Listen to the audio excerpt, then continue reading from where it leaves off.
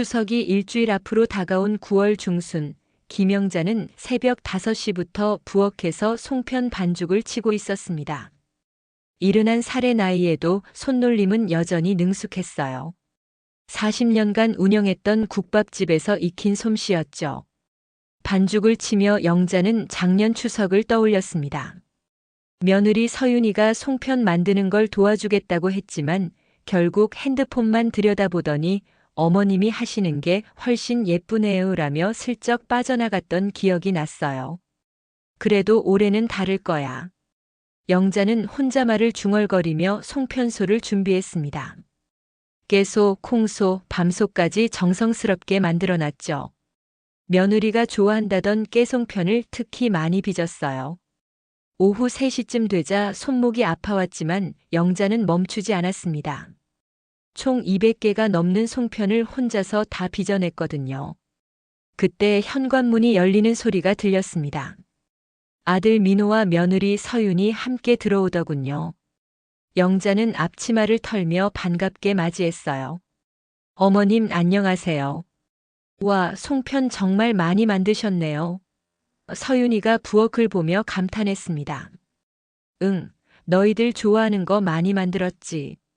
특히 깨송편 말이야. 영자는 뿌듯한 표정으로 대답했어요. 민호가 송편 하나를 집어먹으며 말했습니다. 역시 엄마 손맛이야. 이 맛을 어디서 찾겠어? 서윤이도 송편을 맛보더니 정말 맛있어요. 어머님 하고 칭찬했죠. 하지만 영자는 서윤이가 송편을 먹으면서도 계속 핸드폰을 만지작거리는 걸 놓치지 않았습니다. 저녁 식사 후 영자는 설거지를 하면서 거실 소파에 앉아있는 서윤이를 힐끗 보았어요. 며느리는 핸드폰 화면에 집중한 채 뭔가를 열심히 타이핑하고 있었습니다. 궁금해진 영자가 물었죠. 서윤아, 뭘 그렇게 열심히 하고 있어? 아, 인스타그램에 올릴 사진 정리하고 있어요. 서윤이가 대답했습니다. 영자는 수건으로 손을 닦으며 다가갔어요.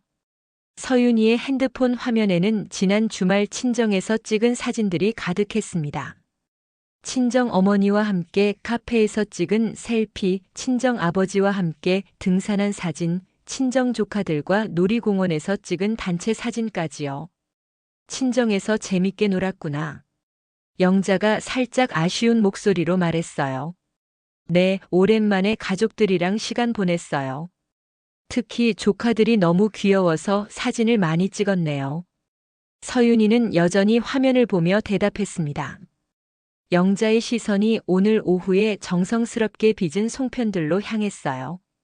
하지만 서윤이의 인스타그램에는 송편 사진은 물론 시댁에서 찍은 사진은 단 한 장도 없었습니다. 영자는 속으로 한숨을 쉬었죠. 우리 집에서도 사진 좀 찍을까? 송편도 예쁘게 나왔는데.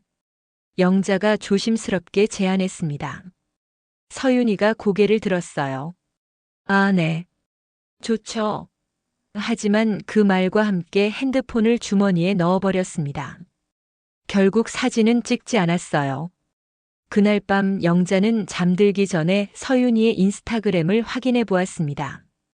친정 사진들이 올라와 있었고 댓글들도 여러 개 달려 있었어요. 가족들이랑 행복해 보여요. 부모님께서 정말 젊어 보이세요. 그 같은 댓글들이었죠. 하지만 시댁에 대한 언급은 전혀 없었습니다. 영자는 핸드폰을 내려놓고 천장을 바라보았어요. 내가 너무 예민한 건가? 하는 생각이 들었지만 마음 한구석이 쓸쓸했습니다. 200개가 넘는 송편을 혼자 빚으며 며느리를 생각했던 시간들이 허무하게 느껴졌거든요. 다음 날 아침 영자는 일찍 일어나 아침 준비를 했습니다. 민호와 서윤이를 위해 미역국과 반찬들을 차려놓았죠. 하지만 서윤이는 토스트 한 조각만 먹고 출근해야 해서요라며 서둘러 나갔습니다. 정성스럽게 준비한 아침상을 거의 건드리지 않고요. 영자는 혼자 남은 식탁에서 미역국을 먹으며 생각에 잠겼어요. 며느리가 나쁜 사람은 아니었습니다. 예의도 바르고 명절 때마다 선물도 챙겨주었죠. 하지만 뭔가 형식적인 느낌이었어요. 진심이 담긴 관심이라기보다는 해야 할 일을 하는 것 같은 느낌 말이에요. 오후에 동네 미용실에 갔을 때 원장 아주머니가 물었습니다. 영자 씨, 며느리가 참 예쁘던데. 효부 소리 많이 들으시겠어요? 영자는 씁쓸하게 웃었어요. 글쎄, 요즘 젊은 사람들은 효도하는 방식이 달라서 말이야. 그렇긴 하지. 우리 때랑은 다르지. 원장이 고개를 끄덕였습니다. 집에 돌아온 영자는 냉장고에 가득한 송편을 바라보았어요. 혼자서는 다 먹을 수도 없는 양이었습니다. 결국 이웃집에 나눠주기로 했죠. 정성스럽게 만든 송편들이 이웃들에게는 큰 기쁨이 되었지만 영자의 마음은 여전히 허전했습니다. 그날 저녁 여동생 말순이 전화를 걸어왔어요. 언니, 추석 준비는 잘 돼가? 응, 다 했어. 송편도 200개 넘게 빚었지. 영자가 대답했습니다. 혼자서? 며느리는 뭐 했어? 영자는 잠시 망설이다가 대답했어요. 바빠서. 직장 다니니까. 말순이 한숨을 쉬었습니다. 언니, 너무 혼자 다 하려고 하지 마. 며느리도 시댁 일에 참여해야 정이 들지. 전화를 끊고 난 후 영자는 깊은 생각에 빠졌어요. 과연 자신이 며느리에게 너무 많은 걸 바라는 건지 아니면 며느리가 정말로 시댁에 관심이 없는 건지 혼란스러웠습니다. 추석 이틀 전 영자는 동네 슈퍼마켓에서 장을 보고 있었습니다. 갈비와 배, 밤 등 제사 준비물들을 하나씩 골라 담으면서 문득 며느리 서윤이에 대한 생각이 또다시 머릿속을 맴돌았어요. 어젯밤 여동생 말순이의 전화가 계속 신경 쓰였거든요. 계산을 마치고 집으로 돌아오는 길에 영자는 우연히 아파트 단지 입구에서 서윤이를 만났습니다. 며느리는 쇼핑백을 여러 개 들고 있었어요. 어머님 안녕하세요. 서윤이가 밝게 인사했습니다. 어머 서윤아. 쇼핑 많이 했네? 영자가 서윤이의 쇼핑백들을 보며 물었어요. 네, 친정 부모님께 드릴 선물이랑 제 옷도 좀 사고요. 추석이니까 새 옷 입고 싶어서요. 서윤이가 웃으며 대답했습니다. 영자는 순간 마음이 싸해졌어요. 친정 부모님 선물은 미리미리 준비하면서 시댁 어른들에 대한 언급은 전혀 없었거든요. 물론 서윤이가 아기가 있어서 그런 건 아닐 거예요. 하지만 영자에게는 그 차이가 크게 느껴졌습니다. 시부모님께는 뭐 준비했어? 영자가 조심스럽게 물었어요. 서윤이가 잠시 당황하는 기색을 보이더니 아, 네. 민호 오빠가 준비한다고 했어요 라고 대답했습니다. 집에 들어온 영자는 무거운 마음으로 장본 물건들을 정리했어요. 냉장고 정리를 하다가 문득 남편의 유품함이 떠올랐습니다. 남편이 돌아가신 지 벌써 3년이 지났지만 여전히 그의 물건들은 그대로 보관하고 있었어요. 저녁 무렵 말순이가 집에 찾아왔습니다. 추석 인사차 온 거였죠. 언니, 집이 참 깔끔하네. 혼자 사시기엔 너무 큰 것 같은데. 말순이가 거실을 둘러보며 말했어요. 그러게. 가끔은 너무 넓다 싶어. 영자가 차를 우리며 대답했습니다. 말순이가 소파에 앉으며 본격적인 이야기를 시작했어요. 언니, 솔직히 말해봐. 민호랑 며느리가 언니를 어떻게 생각하는 것 같아? 영자가 잠시 망설였습니다. 글쎄, 나쁘지 않게 생각하는 것 같은데. 정말? 내가 보기엔 그냥 형식적으로만 챙기는 것 같던데. 말순이의 목소리에 걱정이 묻어났어요. 왜 그렇게 생각해? 말순이가 찻잔을 내려놓고 진지하게 말했습니다. 언니, 요즘 며느리들 보면 시어머니가 재산 있을 때랑 없을 때 태도가 완전히 달라져. 내 친구 김 여사 있잖아. 그 집도 며느리가 처음엔 그렇게 잘했는데 나중에 빚이 있다는 걸 알고 나서는 아예 얼굴도 안 비추더라고. 영자는 찻잔을 들고 있던 손을 멈췄어요. 설마, 우리 서윤이는 그런 애가 아닐 텐데. 언니가 너무 순진해. 요즘 세상이 어떤 세상인데. 다들 계산적이야. 특히 이 집 같은 경우에는 말순이가 거실을 다시 한번 둘러보며 말했어요. 30평 아파트의 전셋값만 해도 억 단위잖아. 게다가 언니가 국밥집 운영하면서 모은 돈도 꽤 될 텐데. 영자의 마음이 복잡해졌습니다. 사실 그동안 생각해보지 못했던 부분이었어요. 혹시 서윤이가 자신을 대하는 태도에 경제적인 계산이 들어있는 건 아닐까 하는 의심이 스멀스멀 올라왔거든요. 언니 한번 시험해봐. 말순이가 갑자기 제안했어요. 뭘? 재산이 별로 없다고 해봐. 빚이 좀 있다든지 아니면 집을 팔아야 할 상황이라든지. 그러면 며느리 태도가 어떻게 변하는지 알 수 있을 거야. 영자가 황당해하며 말했습니다. 어머, 그런 거짓말을 어떻게 해? 거짓말이 아니라 시험이지. 진짜 사랑하는 며느리라면 언니가 어려워도 끝까지 잘해줄 거고, 만약에 계산적이라면 태도가 달라질 거 아니야. 그럼 언니도 마음 정리가 되고. 말순이는 계속 설득했어요. 언니 평생 착하게만 살았잖아. 남편 돌아가시고 나서 혼자 이 큰 집에서 외롭게 지내는데 며느리가 진짜로 언니를 생각하는지 아니면 집 때문에 잘하는지 확실히 알아두는 게 좋지 않을까? 영자는 한참 동안 망설였습니다. 마음 한구석으로는 말순이의 말이 일리가 있다고 생각되었어요. 하지만 다른 한편으로는 그런 거짓말을 하는 게 옳지 않다는 생각도 들었죠. 그래도 너무 심한 거 아냐? 심한 게 아니야. 언니가 나중에 정말 어려워졌을 때 도망갈 며느리라면 미리 알아두는 게 낫잖아. 그리고 만약에 서윤이가 정말 좋은 며느리라면 언니가 어려워도 변함없이 잘해줄 거고 그럼 언니도 더 믿고 의지할 수 있을 거 아니야. 말순이가 가고 난 후 영자는 혼자 남은 거실에서 깊은 고민에 빠졌어요. 창밖을 보니 어느새 해가 지고 있었습니다. 아파트 단지의 가로등들이 하나둘 켜지기 시작했죠. 영자는 남편의 사진이 걸린 벽을 바라보았어요. 여보, 내가 어떻게 해야 할까? 혼자 말을 중얼거렸습니다. 남편이 살아있다면 뭐라고 했을까요? 아마 그런 거짓말 하지 말고 그냥 지켜보자라고 했을 것 같았어요. 하지만 영자의 마음은 이미 흔들리고 있었습니다. 며느리 서윤이가 인스타그램에 친정 사진만 올리던 모습, 시댁 선물은 민호에게 맡기고 자신은 친정 선물만 챙기던 모습들이 자꾸만 떠올랐거든요.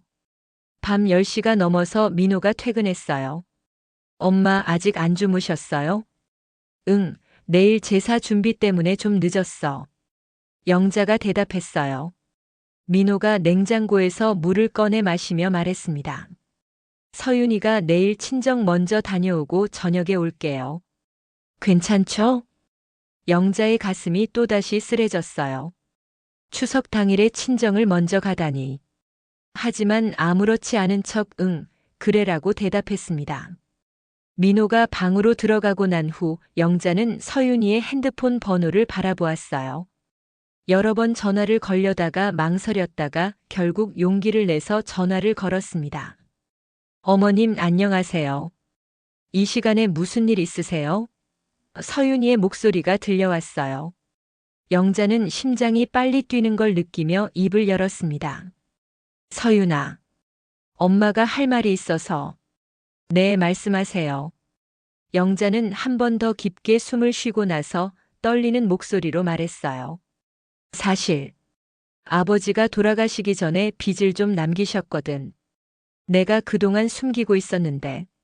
전화기 너머로 서윤이의 놀란 목소리가 들려왔습니다. 어머님, 갑자기 왜 그런 말씀을? 미안해. 그동안 말하기가 어려워서. 근데 요즘 이자 때문에 힘들어지고 있어서. 혹시 집을 처분해야 할지도 모르겠어. 순간 전화기 너머가 조용해졌어요. 영자는 가슴이 쿵쾅거리는 걸 느끼며 서윤이의 대답을 기다렸습니다. 전화기 너머의 침묵이 몇 초간 이어진 후 서윤이의 목소리가 들려왔습니다. 어머님, 정말 그런 일이 있으셨어요? 서윤이의 목소리에는 당황스러움이 역력했어요. 영자는 이미 시작한 거짓말을 멈출 수 없었습니다. 그래. 내 아버지가 사업을 하다가 보증을 서주신 일이 있었거든. 그게 문제가 됐어. 그럼, 얼마나 많이요? 정확히는 모르겠어. 7천만 원 정도 될 것 같은데. 영자는 적당한 금액을 말했어요. 너무 큰 액수도 너무 작은 액수도 아닌 정도로요. 서윤이가 한숨을 쉬는 소리가 들렸습니다. 어머님, 왜 이제서야 말씀해 주세요? 민호 오빠는 알고 있어요? 아니야. 아직 민호한테는 말 안 했어. 걱정 끼쳐드리기 싫어서. 그럼 어떻게 하실 생각이세요? 영자는 서윤이의 반응을 살피며 조심스럽게 대답했어요. 글쎄, 이 집을 팔면 해결되긴 할 텐데. 그럼 나는 작은 곳으로 이사를 가야겠지. 전화기 너머에서 서윤이가 뭔가 생각하는 것 같은 침묵이 흘렀어요. 그리고 나서 서윤이가 말했습니다. 어머님, 집을 파시면 오히려 편하실 수도 있지 않을까요? 이 집은 혼자 살기에는 너무 크고 관리비도 많이 나올 텐데요. 작은 집으로 이사 가시면 생활비도 절약되고요. 영자의 가슴이 철렁 내려앉았어요. 서윤이의 말이 틀린 건 아니었지만 뭔가 차갑게 느껴졌거든요. 위로나 걱정의 말보다는 현실적인 해결책만 제시하는 것 같았습니다. 그렇긴 하지. 영자가 힘없이 대답했어요. 어머님, 너무 걱정하지 마세요. 일단 민호 오빠와 상의해 보시고 필요하면 저희도 도울 수 있는 건 도와드릴게요. 전화를 끊고 난 후 영자는 소파에 주저앉았습니다. 며느리의 반응이 예상했던 것과는 달랐어요. 나쁘지는 않았지만 그렇다고 특별히 좋지도 않았습니다. 뭔가 기계적이고 계산적인 느낌이었죠. 다음 날 추석 아침 영자는 일찍 일어나 제사 준비를 했습니다. 어제 밤에 전화 통화 때문에 잠을 설쳤지만 할 일은 해야 했으니까요. 갈비찜을 하고 전을 부치고 과일을 정성스럽게 깎아 놓았어요. 오전 10시쯤 민호가 혼자 왔습니다. 엄마, 서윤이는 친정에서 점심 먹고 올게요. 그래. 영자는 아무렇지 않은 척 대답했지만 속으로는 씁쓸했어요. 추석 아침 제사에 며느리가 없다는 게 서운했거든요. 제사를 지내고 나서 민호와 함께 점심을 먹었습니다. 둘이서 먹기에는 너무 많은 양의 음식이었어요. 엄마, 혼자서 이렇게 많이 준비하시느라 고생하셨어요. 민호가 미안해하며 말했어요. 괜찮아. 엄마가 좋아서 하는 일이야. 영자가 웃으며 대답했지만 마음 한구석은 허전했습니다. 오후 4시쯤 서윤이가 집에 왔어요. 친정에서 가져온 과일 선물을 들고 말이죠. 어머님, 늦어서 죄송해요. 친정에서 음식을 너무 많이 차려주셔서. 서윤이가 미안해하며 인사했습니다. 괜찮아. 배는 안 고프지? 영자가 물었어요. 네, 친정에서 배불리 먹고 왔어요. 영자는 또다시 서운함을 느꼈어요. 며느리가 시댁 음식은 거의 먹지 않겠다는 뜻이었거든요. 그런데 저녁 무렵 이상한 일이 벌어졌습니다. 서윤이가 거실의 진열장 앞에서 오랫동안 서 있는 거예요. 진열장에는 영자가 아끼는 도자기들과 남편의 기념품들이 전시되어 있었습니다. 영자는 부엌에서 설거지를 하면서 서윤이의 행동을 지켜보았어요. 며느리는 진열장의 물건들을 하나하나 자세히 보고 있었습니다. 그리고 놀랍게도 핸드폰을 꺼내서 사진을 찍기 시작했어요. 서윤아, 뭐 하는 거야? 영자가 부엌에서 나와 물었습니다. 서윤이가 깜짝 놀라며 돌아섰어요. 아, 어머님. 이 도자기들이 너무 예뻐서 사진을 좀 찍었어요. 사진을? 네, 친구들한테 자랑하려고요. 어머님 취향이 정말 좋으시네요. 서윤이가 웃으며 대답했어요. 하지만 영자는 뭔가 이상하다고 느꼈습니다. 지금까지 서윤이가 시댁 물건들에 관심을 보인 적이 없었는데 갑자기 사진을 찍는다니요. 게다가 어젯밤 자신이 빈이야기를 한 직후에 말이에요.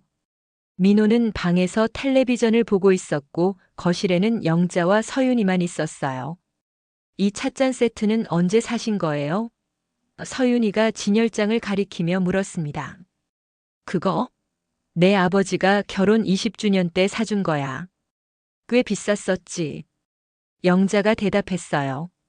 서윤이가 고개를 끄덕이며 또 사진을 찍었습니다. 정말 예쁘네요. 영자는 점점 불안해졌어요. 혹시 서윤이가 어젯밤 빈 이야기를 듣고 나서 집안 살림을 파악하려는 건 아닐까 하는 생각이 들었거든요. 저기 있는 시계는 어떤 거예요? 서윤이가 또 다른 물건을 가리켰어요. 그건 내 아버지 정년 퇴임할 때 받은 기념품이야. 서윤이는 그것도 사진에 담았습니다. 영자는 뒤에서 지켜보면서 마음이 복잡해졌어요. 혹시 자신의 의심이 맞는 건 아닐까요? 어머님, 이런 귀한 물건들 관리하시기 힘드시겠어요. 특히 혼자 계시니까. 서윤이가 말했습니다. 영자의 가슴이 더욱 답답해졌어요. 아직은 괜찮아. 그래도 나중에는 어떻게 하실 생각이세요? 이사하시면 가져가기도 어려울 텐데요. 이사? 영자가 반문했어요. 어제 말씀하신 그 일 때문에 혹시 이사하셔야 할 수도 있지 않을까요? 서윤이가 조심스럽게 말했습니다. 영자는 순간 말문이 막혔어요. 어젯밤 거짓말이 벌써 이런 상황을 만들어낸 거였습니다. 아직 확실한 건 아니야. 영자가 힘없이 대답했어요. 서윤이가 핸드폰을 주머니에 넣으며 말했습니다. 어머님, 정말 필요하시면 이런 물건들 팔아서 도움이 될 수도 있을 거예요.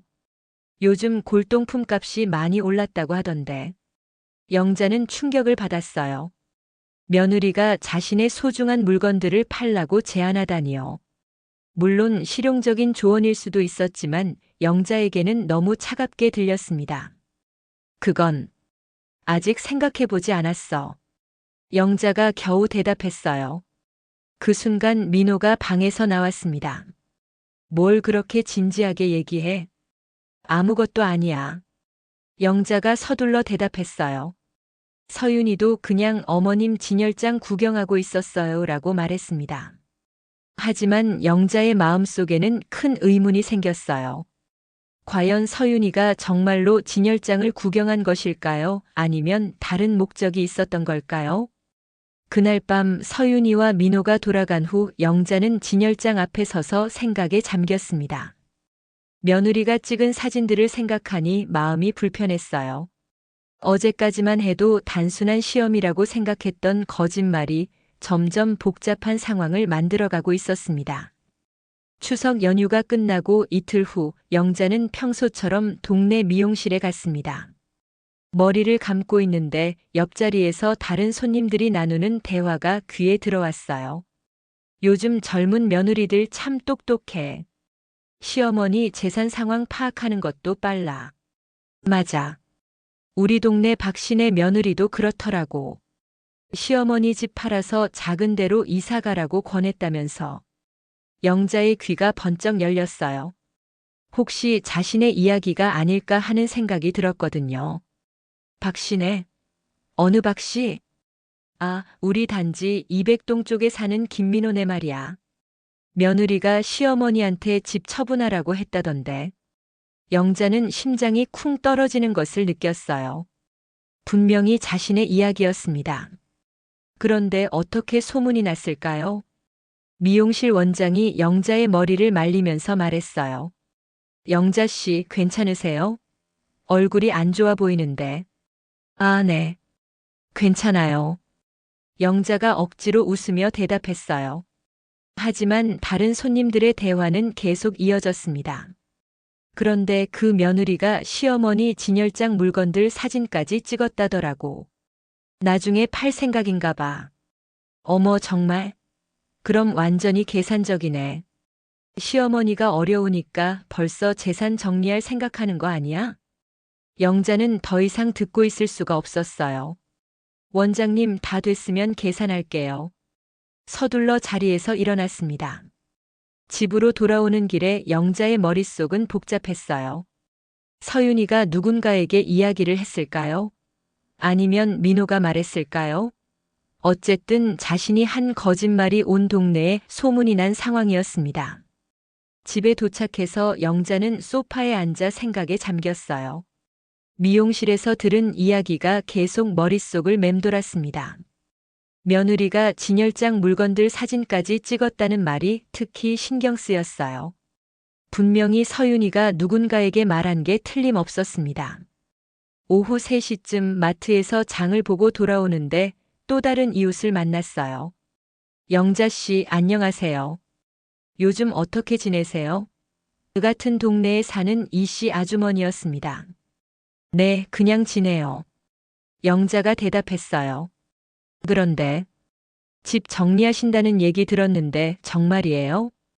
영자는 또다시 충격을 받았어요. 소문이 이미 동네 전체로 퍼진 것 같았습니다. 아, 그게 아직 확실한 건 아니에요. 영자가 애매하게 대답했어요. 그래도 며느리가 현실적으로 잘 생각해 주시는 것 같던데요. 혼자 계시기에는 집이 너무 크잖아요.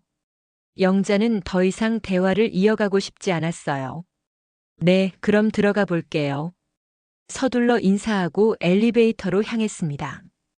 집에 들어온 영자는 핸드폰을 들고 서윤이에게 전화를 걸려다 말았어요. 뭐라고 말해야 할지 모르겠더라고요. 자신이 거짓말을 했다고 털어놓을 수도 없고 그렇다고 소문이 난 것에 대해 따질 수도 없었습니다. 저녁 무렵 민호가 퇴근했어요. 엄마, 오늘 회사에서 이상한 얘기 들었어요. 영자의 가슴이 철렁했어요. 무슨 얘기? 동료가 우리 집 근처에 산다고 하면서 우리 집 이사한다는 얘기 들었다고 하더라고요. 무슨 소리예요? 영자는 당황해서 대답하지 못했어요. 민호가 계속 말했습니다. 그리고 서윤이한테도 친구가 전화했다는데 시어머니 집에서 골동품 사진 찍었다는 소문이 있다고 하더라고요. 도대체 무슨 일이에요? 영자는 이제 더 이상 숨길 수 없다는 걸 깨달았어요. 하지만 거짓말이라고 말하기도 어려웠습니다. 민호야, 엄마가 할 말이 있어. 네, 말씀하세요. 영자는 한참 망설이다가 입을 열었어요. 사실, 내 아버지가 돌아가시기 전에 빚을 좀 남기셨어. 민호의 표정이 굳어졌습니다. 빚이요? 얼마나요? 7천만 원 정도. 민호가 소파에 주저앉았어요. 엄마, 왜 이제서야 말씀하세요? 이런 중요한 걸. 걱정 끼치기 싫어서. 그런데 요즘 이자 때문에 힘들어지고 있어. 민호가 머리를 감싸며 말했습니다. 그럼 정말 집을 팔아야 하는 상황이에요? 영자는 대답하기 어려웠어요. 거짓말을 계속 이어가야 하는 상황이었거든요. 글쎄, 그럴 수도 있겠지. 서윤이는 알고 있어요? 이틀 전에 말했어. 민호가 한숨을 깊게 쉬었어요. 그래서 서윤이가 진열장 사진을 찍은 거군요. 나중에 정리할 때 참고하려고. 영자는 민호의 말을 들으며 더욱 복잡한 심정이 되었어요. 아들도 며느리의 행동을 당연하게 받아들이고 있었습니다. 엄마, 왜 혼자 끙끙 앓고 계셨어요? 우리가 도와드릴 수 있는데. 너희까지 힘들게 하고 싶지 않아서. 민호가 영자의 손을 잡았어요. 엄마, 이제부터는 함께 해결해봐요. 집을 꼭 팔아야 하는 건 아닐 수도 있잖아요. 하지만 영자의 마음은 여전히 무거웠어요. 거짓말로 시작된 일이 이렇게 커질 줄 몰랐거든요. 게다가 온 동네에 소문까지 난 상황이었습니다. 그날 밤 늦게 서윤이가 전화를 걸어왔어요. 어머님, 안녕하세요. 민호 오빠한테 들었어요. 응. 어머님, 저도 몰랐는데 제가 어머님 진열장 사진 찍은 게 소문이 났나 봐요. 정말 죄송해요. 그냥 예뻐서 찍은 건데. 영자는 서윤이의 목소리에서 당황스러움을 느꼈어요. 하지만 동시에 의심도 들었습니다. 정말 단순히 예뻐서 찍은 건지 아니면 다른 목적이 있었던 건지 알 수 없었거든요. 괜찮아. 내가 잘못한 건 아니야. 그런데 어머님, 정말로 도움이 필요하시면 언제든지 말씀하세요. 저희가 할 수 있는 건 최대한 도와드릴게요. 서윤이의 말은 분명 좋은 의도였어요. 하지만 영자에게는 여전히 형식적으로 들렸습니다. 진짜 걱정보다는 의무감에서 나온 말 같았거든요. 전화를 끊고 난 후 영자는 창밖을 바라보았어요. 동네 아파트들의 불빛이 하나둘 꺼져가고 있었습니다. 자신이 시작한 작은 거짓말이 이렇게 큰 파장을 일으킬 줄 몰랐어요. 이제 어떻게 해야 하지? 영자는 혼자말을 중얼거렸습니다. 거짓말을 계속 이어갈 수도 없고 그렇다고 진실을 말하기도 어려운 상황이었어요. 특히 온 동네에 소문이 난 지금으로서는 더욱 복잡해졌습니다. 영자는 남편의 사진을 바라보며 생각했어요. 여보, 내가 너무 큰 실수를 한 것 같아. 이제 어떻게 정리해야 할까? 하지만 사진 속의 남편은 여전히 따뜻한 미소만 짓고 있을 뿐이었습니다. 소문이 난 지 사흘이 지났지만 영자의 마음은 여전히 무거웠습니다. 동네 사람들이 자신을 볼 때마다 동정 어린 시선을 보내는 것 같았어요. 마트에서 장을 볼 때도 산책을 할 때도 시선이 신경 쓰였습니다. 그런 가운데 토요일 저녁 민호가 서윤이와 함께 집에 왔어요. 평소보다 일찍 온 것 같았습니다. 엄마, 오늘 우리가 저녁 준비할게요. 민호가 말했어요. 괜찮아, 내가 할게. 아니에요, 어머님. 저희가 할게요. 어머님은 쉬세요. 서윤이도 거들었습니다. 영자는 거실에 앉아서 부엌에서 요리하는 며느리와 아들을 지켜보았어요. 서윤이는 평소보다 부지런히 움직이고 있었습니다. 마치 무언가를 보상하려는 듯한 모습이었죠. 어머님 좋아하시는 된장찌개 끓였어요. 서윤이가 상을 차리며 말했어요. 고마워. 영자가 대답했지만 마음은 복잡했습니다.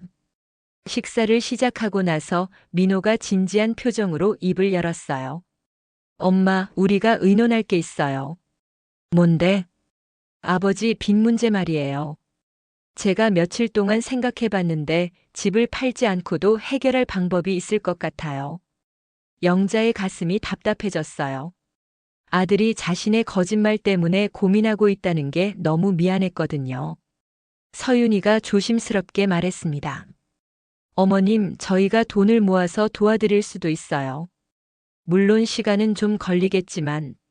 아니야, 그럴 필요 없어. 영자가 서둘러 대답했어요. 엄마, 왜요? 우리가 가족인데.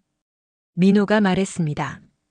영자는 젓가락을 놓고 두 사람을 바라보았어요.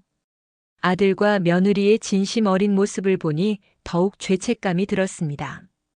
특히 서윤이가 자신 때문에 스트레스를 받고 있는 것 같아서 마음이 아팠어요. 그런데 엄마. 민호가 말을 이었습니다. 정말 이상한 게 아버지가 돌아가시기 전에 그런 빚이 있었다면 왜 저한테 말씀 안 하셨을까요?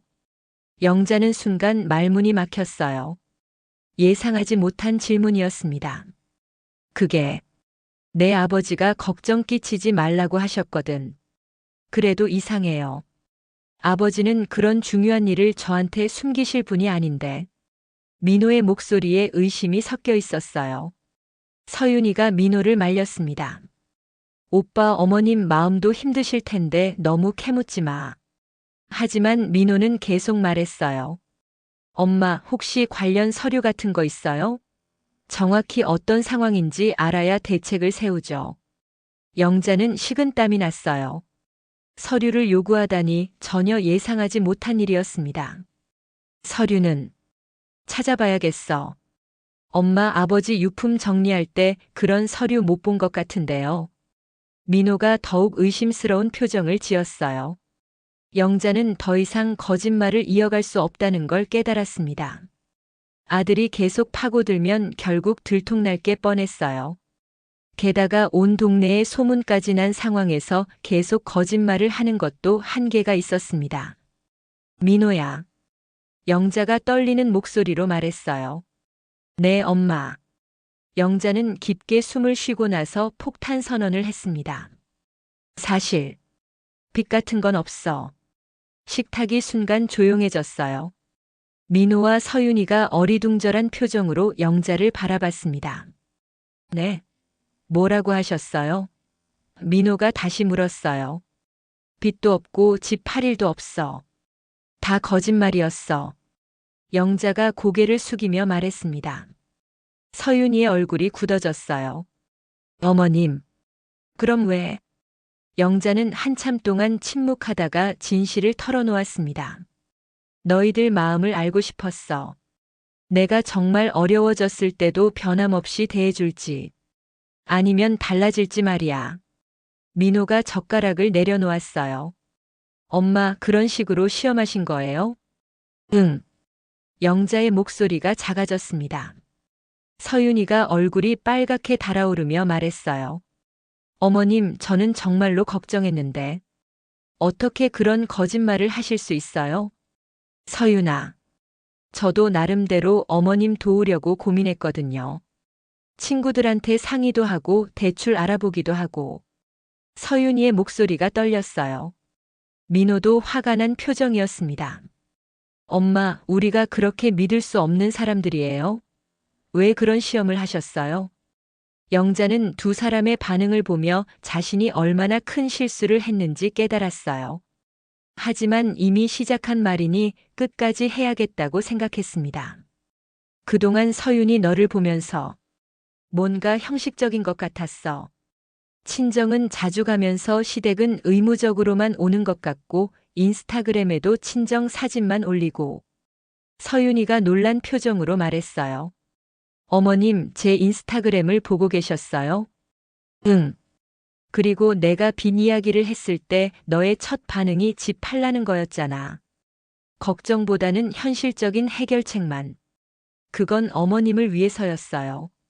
혼자 계시기에는 집이 너무 크다고 생각해서. 서윤이의 목소리가 높아졌어요. 민호가 머리를 감싸며 말했습니다. 엄마, 정말 실망이에요. 우리를 그런 식으로 의심하시다니. 그리고 진열장 사진 찍은 것도. 영자가 말을 이으려고 했어요. 서윤이가 화를 내며 말했습니다. 정말 예뻐서 찍은 거라고 했잖아요. 어머님은 그것도 믿지 않으셨어요? 식탁의 분위기가 최악으로 치달았어요. 아무도 말을 하지 않았고 서윤이는 눈물을 글썽이고 있었습니다. 민호가 한참 후에 입을 열었어요. 엄마, 이 모든 상황이 거짓말 때문에 벌어진 거예요. 온 동네에 소문도 나고 서윤이도 스트레스 받고 저도 걱정하고. 왜 이런 일을 만드셨어요? 영자는 대답할 말이 없었어요. 정말로 자신이 큰 실수를 했다는 걸 깨달았습니다. 서윤이가 일어서면서 말했어요. 어머님, 저는 지금 당장은 뭐라고 말씀드려야 할지 모르겠어요. 머리를 좀 식히고 싶어요. 서윤아, 앉아. 엄마가 할 말이 더 있어. 영자가 붙잡으려 했지만 서윤이는 이미 현관으로 향하고 있었어요. 민호도 일어났습니다. 엄마, 저희도 시간이 좀 필요해요. 오늘은 이만 가볼게요. 민호야. 엄마, 사과는 나중에 하세요. 지금은 너무 화가 나서. 민호가 말을 끝마치지 못하고 서윤이를 따라 나갔어요. 현관문이 닫히는 소리가 들린 후 영자는 혼자 남은 식탁에서 멍하니 앉아 있었습니다. 거의 손대지 않은 음식들이 그대로 놓여 있었어요. 서윤이가 정성스럽게 만든 된장찌개도 식어가고 있었습니다. 영자는 뒤늦게 후회했어요. 자신의 작은 의심 때문에 이렇게 큰 상처를 준 줄 몰랐거든요. 특히 서윤이가 눈물을 글썽이던 모습이 자꾸 떠올랐습니다. 내가 정말 큰 실수를 했구나. 영자는 혼자말을 중얼거렸어요. 민호와 서윤이가 떠난 후 영자는 혼자 남은 식탁을 정리했습니다. 며느리가 정성스럽게 만든 된장찌개를 버리기가 아까워서 냉장고에 넣어두었어요. 설거지를 하면서도 계속 서윤이의 눈물 글썽이던 모습이 떠올랐습니다. 다음 날 일요일 영자는 잠을 설쳤습니다. 새벽 5시부터 뒤척이다가 결국 일어나서 커피를 끓였어요. 창밖을 보니 아직 어둠이 가시지 않은 이른 아침이었습니다. 오전 9시쯤 예상치 못하게 현관벨이 울렸어요. 누구일까 싶어서 문을 열어보니 서윤이가 서 있었습니다. 얼굴이 많이 부어 있었어요. 어머님 안녕하세요. 서윤이의 목소리는 평소보다 차분했습니다. 어머 서윤아. 들어와. 영자가 놀라며 맞이했어요. 서윤이는 거실 소파에 앉더니 한참 동안 말을 하지 않았어요. 영자도 뭐라고 말해야 할지 몰라서 차를 우려왔습니다. 어머님. 서윤이가 먼저 입을 열었어요. 응. 어젯밤에 많이 생각해 봤어요. 서윤이의 목소리에 피로가 묻어났습니다. 영자는 차를 서윤이 앞에 놓으며 조심스럽게 물었어요. 밤새 잠 못 잤구나. 네. 솔직히 너무 충격이었거든요. 어머님이 저를 그렇게 생각하고 계셨다는 게. 영자는 고개를 숙였어요. 서윤아, 엄마가 미안해. 아니에요. 어머님 마음도 이해해요. 사실 저도 돌이켜보니까 서윤이가 말을 잠시 멈췄어요. 제가 정말로 형식적이었을 수도 있겠다는 생각이 들었어요. 영자가 고개를 들어 서윤이를 바라봤어요. 서윤이가 계속 말했습니다. 인스타그램 이야기도 맞아요. 친정 사진은 자주 올리면서 시댁 얘기는 별로 안 했죠. 그리고 어머님이 빚 얘기를 하셨을 때도 제 첫 반응이 집 팔라는 거였으니까. 그건 너를 나무라려는 게 아니었어. 다만, 아니에요, 어머님. 제가 반성해야 할 부분이 맞아요. 서윤이가 영자의 말을 끊었어요. 사실 저도 모르게 계산적으로 생각하고 있었나 봐요. 영자는 서윤이의 솔직한 고백에 놀랐어요. 친정 부모님께는 자주 안부 전화도 드리고 선물도 미리미리 준비하는데 시댁에 대해서는 의무감으로만 접근했던 것 같아요. 서윤아. 서윤이의 눈에 눈물이 맺혔어요. 어머님 정말 죄송해요. 제가 어머님을 진짜 가족으로 생각하지 못했나 봐요. 그냥 민호 오빠의 어머니 정도로만. 영자도 눈시울이 붉어졌어요. 며느리의 진심 어린 반성을 듣고 있으니 자신이 한 거짓말이 더욱 부끄러워졌습니다. 그런데 어머님. 서윤이가 눈물을 닦으며 말했어요. 진열장 사진은 정말로 예뻐서 찍은 거예요. 친구들한테 자랑하고 싶어서. 그런데 어머님이 빚 얘기를 하신 다음 날이라서 오해받을 만했네요. 엄마가 너무 예민하게 생각했나 봐. 아니에요. 시점이 시점이었으니까 그렇게 생각하실 만했어요. 두 사람은 한동안 조용히 앉아 있었어요. 각자의 마음을 정리하는 시간이었습니다. 오후 1시쯤 민호가 집에 왔어요. 서윤이의 차가 주차장에 있는 걸 보고 올라온 것 같았습니다. 서윤이 왔구나. 민호가 거실로 들어왔어요. 응. 서윤이가 대답했어요. 민호가 영자를 보며 말했습니다. 엄마, 저도 어젯밤에 많이 생각해 봤어요. 그래? 솔직히 처음에는 정말 화가 났어요. 우리를 왜 그런 식으로 시험하셨나 싶어서. 민호가 소파에 앉으며 말했어요. 영자는 아들의 말을 조용히 들었습니다. 그런데 생각해 보니까 엄마 입장에서는 답답하셨을 것 같아요. 민호야. 저도 사실 효도를 제대로 하고 있었는지 의문이 들었거든요. 가끔 들르는 게 전부였고 엄마가 외로우신지 필요한 게 있으신지 깊이 생각해 본 적이 없었어요. 서윤이가 민호를 바라보며 말했어요. 오빠도 그런 생각했어?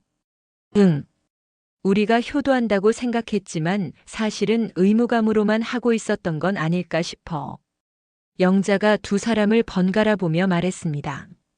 너희들이 나쁜 건 아니야. 요즘 젊은 사람들은 다들 바쁘고. 아니에요, 엄마. 바쁘다는 건 핑계예요. 민호가 고개를 저었어요. 진짜 관심이 있었다면 시간을 만들 수 있었을 텐데. 서윤이도 끼어들었어요. 맞아요. 저도 친정에는 시간을 내서 자주 가면서 시댁에는 정말 최소한만 시간을 썼어요. 그리고 민호가 말을 이었습니다. 엄마가 거짓말을 하실 만큼 우리를 믿지 못하셨다는 게 충격이었어요. 그동안 우리가 엄마께 얼마나 형식적으로 대했는지 알 것 같았거든요. 영자는 아들과 며느리의 솔직한 반성을 들으며 마음이 복잡했어요. 한편으로는 다행이었지만 다른 한편으로는 자신의 거짓말 때문에 이들이 상처받은 게 미안했습니다. 엄마, 그런데 앞으로는 이런 시험 같은 거 하지 마세요. 민호가 진지하게 말했어요. 우리가 부족한 점이 있으면 직접 말씀해 주세요. 그래, 알겠어. 서윤이가 영자의 손을 잡았어요. 어머님, 저도 약속드릴게요. 앞으로는 정말로 진심으로 모시겠어요. 형식적이 아니라 진짜 마음으로. 고마워, 서윤아. 그리고 인스타그램에도 시댁 이야기 올릴게요. 어머님이 만드신 송편 사진도 찍고 같이 있는 모습도 올리고요. 영자가 웃으며 말했어요. 그런 걸 억지로 할 필요는 없어. 억지가 아니에요. 제가 정말로 어머님을 자랑하고 싶어요. 민호도 말을 보탰어요. 엄마, 저도 더 자주 올게요. 그리고 엄마가 외로우시거나 필요한 게 있으면 언제든지 말씀하세요. 영자는 두 사람의 진심을 느끼며 눈물이 날 것 같았어요. 하지만 동시에 자신이 거짓말로 이런 상황을 만든 것에 대한 죄책감도 컸습니다. 너희들, 엄마가 정말 미안해. 거짓말로 너희를 시험한 것도 상처 준 것도. 엄마, 이제 그만해요. 우리 모두 배운 게 있잖아요. 민호가 말했어요. 서윤이도 고개를 끄덕였어요. 맞아요. 어머님도 저희도 모두 반성하는 계기가 됐으니까. 하지만 영자의 마음속에는 여전히 무언가가 남아 있었어요. 과연 이것으로 모든 게 해결된 걸까요? 아니면 아직 해야 할 말이 더 있는 걸까요? 민호와 서윤이가 돌아간 후 영자는 혼자 남은 거실에서 깊은 생각에 잠겼습니다. 오늘 오후의 대화가 마음의 위안이 되긴 했지만 여전히 무언가 찜찜한 기분이 들었어요. 과연 이것으로 모든 게 해결된 걸까요? 저녁을 간단히 먹고 난 후 영자는 남편의 사진이 걸려있는 벽 앞에 섰습니다. 결혼 30주년 기념으로 찍었던 사진이었어요. 남편은 환하게 웃고 있었고 자신도 행복해 보였습니다. 여보. 영자가 사진을 향해 조용히 말했어요. 내가 정말 큰 실수를 했지? 사진 속의 남편은 여전히 미소만 짓고 있었습니다. 처음에는 그냥 작은 시험이라고 생각했는데 이렇게 큰일이 될 줄 몰랐어. 온 동네에 소문도 나고 아이들도 상처받고. 영자는 소파에 앉아서 계속 남편 사진을 바라보았어요. 사실 말이야, 여보가 살아계셨다면 이런 일은 없었을 거야. 여보가 있었을 때는 아이들이 더 자주 왔잖아. 특히 서윤이가 여보를 무척 좋아했는데. 그때 문득 떠오른 기억이 있었어요. 남편이 돌아가시기 1년 전 서윤이가 시아버지의 생신 때 직접 미역국을 끓여온 적이 있었습니다. 그때 남편이 얼마나 기뻐했는지. 그러고 보니 서윤이가 변한 게 아니라 내가 변한 걸지도 모르겠어. 여보가 돌아가시고 나서 너무 외로웠나 봐. 그래서 아이들에게 더 많은 걸 바라게 된 것 같아. 영자는 지난 3년을 돌이켜 보았습니다. 남편이 돌아가신 후 첫 번째 추석 때 서윤이가 제사 준비를 도와주려고 했는데 자신이 괜찮다, 내가 할게라고 말했던 기억이 났어요. 며느리가 서툴게 할까봐 걱정되어서였죠. 아, 맞다. 내가 서윤이한테 기회를 안 준 것도 있구나. 항상 내가 다 하겠다고 하면서 정작 마음으로는 서윤이가 더 적극적이지 않다고 불만이었어. 영자는 자신의 모순을 깨달았어요. 그리고 인스타그램 이야기도. 서윤이가 시댁 사진을 안 올린 게 아니라 내가 사진 찍자고 제대로 말한 적이 없었지. 그날도 송편 사진 찍자고 했는데 서윤이가 핸드폰을 주머니에 넣어버렸다고 생각했는데 사실은 내가 어색하게 말해서 그랬을 수도 있어. 영자는 점점 더 많은 것들을 깨달아갔습니다. 여보, 내가 너무 까칠해진 것 같아. 혼자 지내다 보니까 작은 일에도 예민해지고 부정적으로 생각하게 됐어. 서윤이가 진열장 사진을 찍을 때도 그냥 예쁘다고 생각해서 찍었을 수도 있는데 나는 바로 의심부터 했잖아. 영자는 며느리에 대한 자신의 생각들을 하나씩 되짚어 보았어요. 과연 서윤이가 정말 계산적이었을까요? 아니면 자신이 너무 예민하게 받아들인 걸까요? 생각해 보니까 서윤이가 나쁜 며느리는 아니었어. 명절 때마다 선물도 챙겨주고 예의도 바르고. 다만 내가 원하는 만큼 적극적이지 않았을 뿐이지. 영자는 일어나서 창문 쪽으로 갔어요. 밖은 이미 깜깜했고 아파트 단지의 가로등들이 밝게 빛나고 있었습니다. 그리고 말순이 말에 너무 휘둘린 것도 있어. 요즘 며느리들이 계산적이라는 말에 혹해서. 하지만 세상에 나쁜 사람만 있는 건 아니잖아. 서윤이는 서윤이만의 방식으로 나를 챙기고 있었을 수도 있는데. 영자는 다시 남편 사진 앞으로 돌아왔어요. 여보, 내가 오늘 아이들한테 사과는 했지만 진짜 사과는 이제부터인 것 같아. 거짓말한 것에 대한 사과가 아니라 그동안 서윤이를 제대로 이해하려고 노력하지 않은 것에 대한 사과 말이야. 영자는 소파에 앉아서 핸드폰을 꺼냈어요. 서윤이에게 문자를 보내려다가 말았습니다. 지금 당장 무슨 말을 해야 할지 확실하지 않았거든요. 그런데 말이야, 여보. 이번 일로 서윤이도 많이 생각하게 된 것 같아. 자기가 형식적이었다고 인정하기도 했고. 혹시 이 일이 우리 가족에게는 필요한 일이었을까? 영자는 오늘 오후 서윤이와 민호의 모습을 떠올렸어요. 둘 다 진심으로 반성하고 있었고 앞으로는 달라지겠다고 약속했습니다. 물론 거짓말로 시작한 건 잘못됐지만 결과적으로는 우리 모두 솔직해질 수 있었어. 서윤이도 자기 마음을 털어놓았고 민호도 효도에 대해 다시 생각하게 됐고. 하지만 영자는 여전히 죄책감을 느꼈어요. 그래도 거짓말은 거짓말이야. 아무리 좋은 결과가 나왔다고 해도 처음부터 솔직하게 말했어야 했어.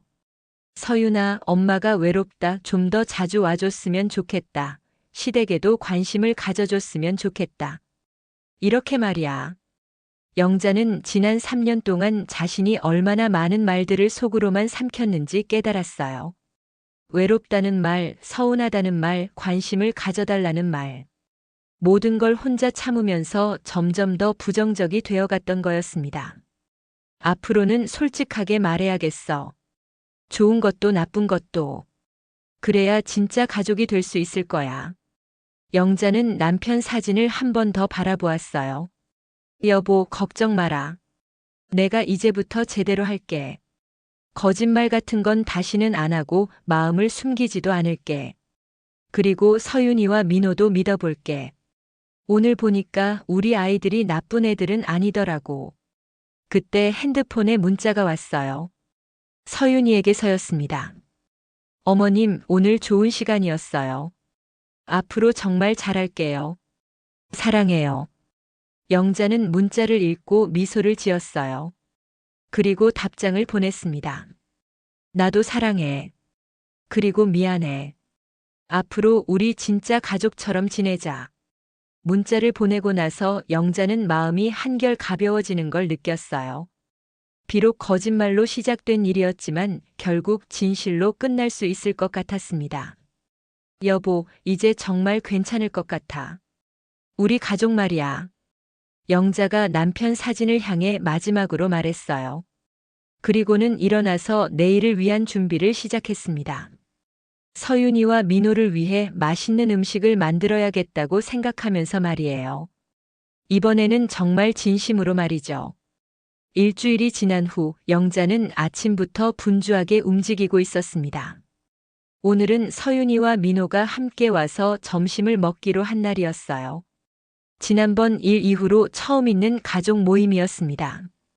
영자는 서윤이가 좋아한다고 했던 잡채를 만들고 민호가 어릴 때부터 좋아했던 갈비찜도 준비했어요. 이번에는 정말 진심을 담아서 말이죠. 오전 11시쯤 현관벨이 울렸습니다. 문을 열어보니 서윤이가 과일 바구니를 들고 서 있었어요.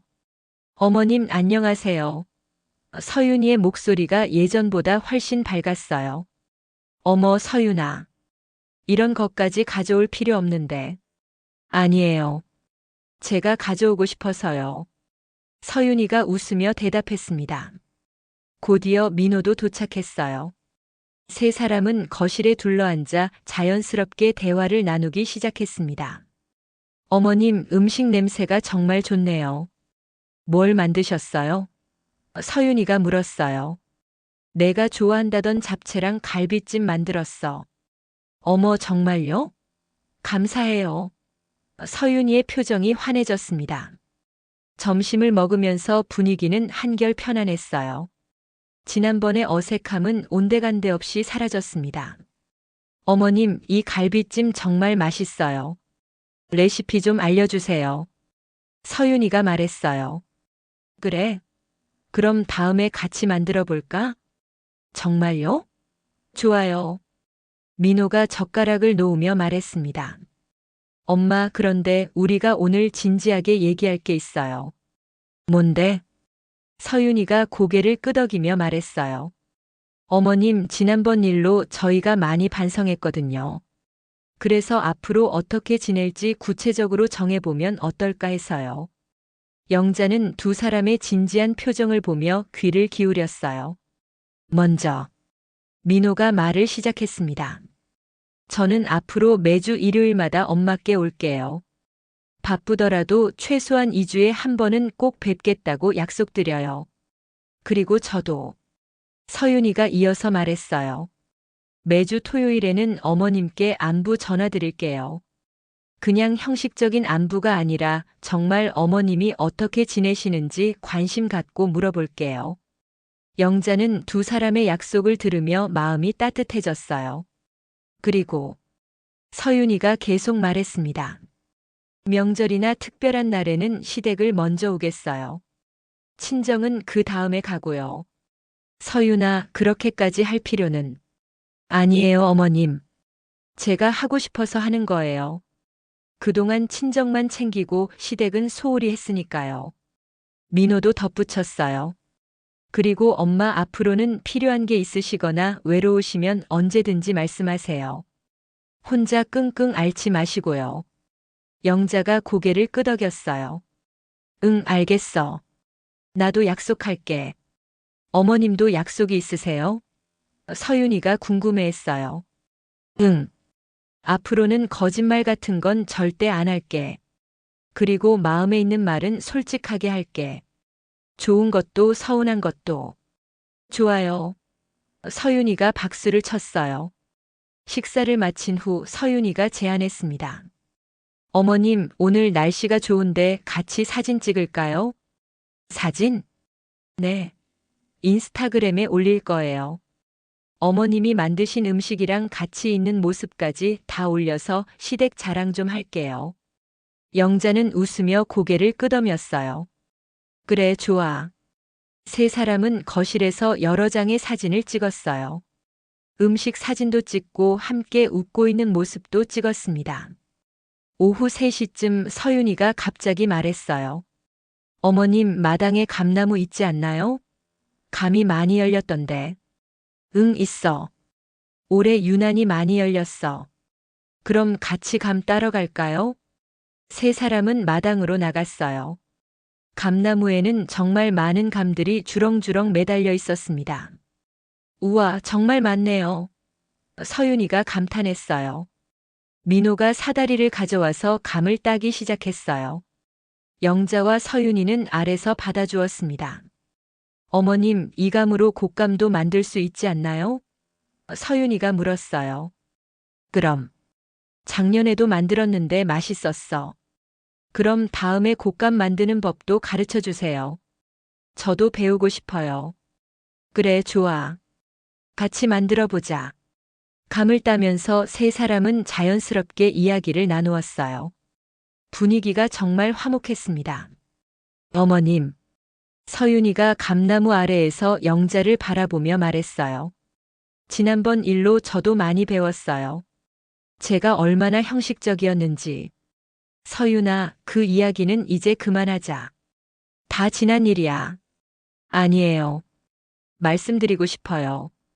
서윤이가 진지하게 말했어요. 사실 저도 처음에는 시댁이 좀 부담스러웠거든요. 뭘 해야 할지도 모르겠고 어떻게 행동해야 할지도 애매하고. 영자가 서윤이의 말을 조용히 들었어요.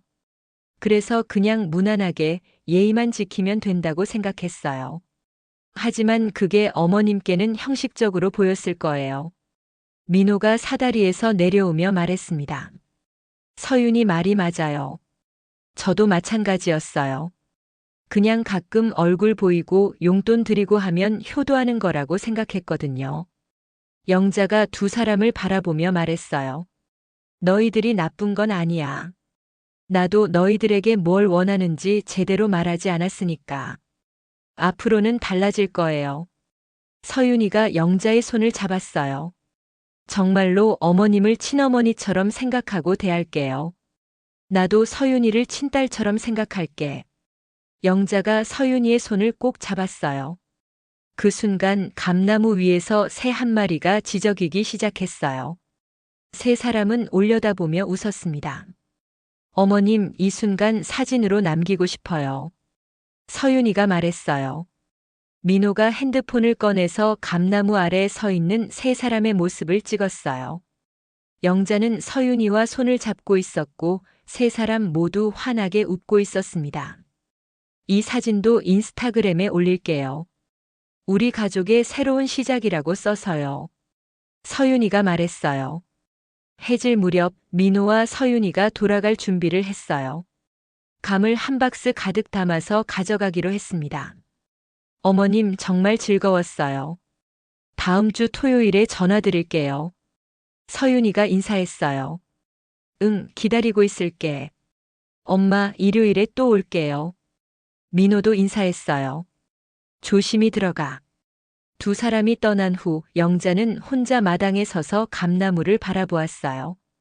오늘 하루가 정말 행복했습니다. 거짓말로 시작된 일이 결국 진실로 끝나게 된 것 같았어요. 집으로 들어와서 영자는 남편의 사진 앞에 섰어요.